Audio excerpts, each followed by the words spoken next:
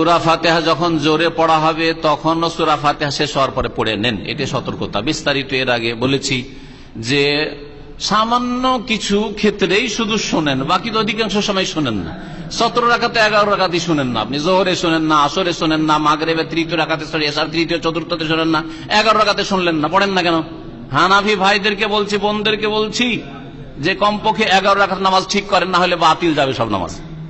আর তারপরে বলছি যে যেই নামাজগুলিতে জোরে পড়া হয় 6 রাকাত নামাজ 17-র মধ্যে, এই 6 রাকাত তো আবার আমাদের দেশে মাইকে নামাজ হয় না, তো দ্বিতীয় কাতারে থাকলে, একটু দূরে থাকলে তো কিছু শোনেন না, তখনও পড়েন, বোঝা গেছে? আর সামান্য শুধু যখন শুনছেন তখন কি করে কানে আওয়াজ সূরা ফাতিহার পৌঁছেছে, তখন অধিকাংশ ওলামারা বলছেন যে এই ক্ষেত্রে শুনে নেওয়াই আশা করি যথেষ্ট হবে, না পড়লেও চলে, পড়া হয়তো অজেব হবে না, এই ক্ষেত্রে নামাজ বাতিল হবে বলবো না।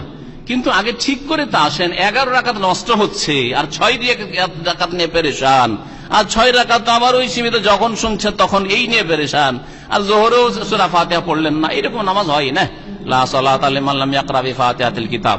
আবার বলছি ওই সব মাযহাবধারী ভাইদেরকে যে সূরা ফাতিহা পড়ুন, সূরা ফাতিহার সাথে মহব্বত করুন। সূরা ফাতিহা হচ্ছে সূরাতুস সালাহ, সূরা ফাতিহাকে সালাতের সূরা বলা হয়েছে, নামাজ বলা হয়েছে, কারণ এর উপর নির্ভরশীল নামাজ। আল্লাহ পাক রব্বুল আলামিন আমাদেরকে নামাজ শুদ্ধ করার তৌফিক দান করেন। ওয়া সাল্লাল্লাহু আলা নবিয়িনা মুহাম্মদ ওয়া আলা আলিহি ওয়া সাহবিহি আজমাইন।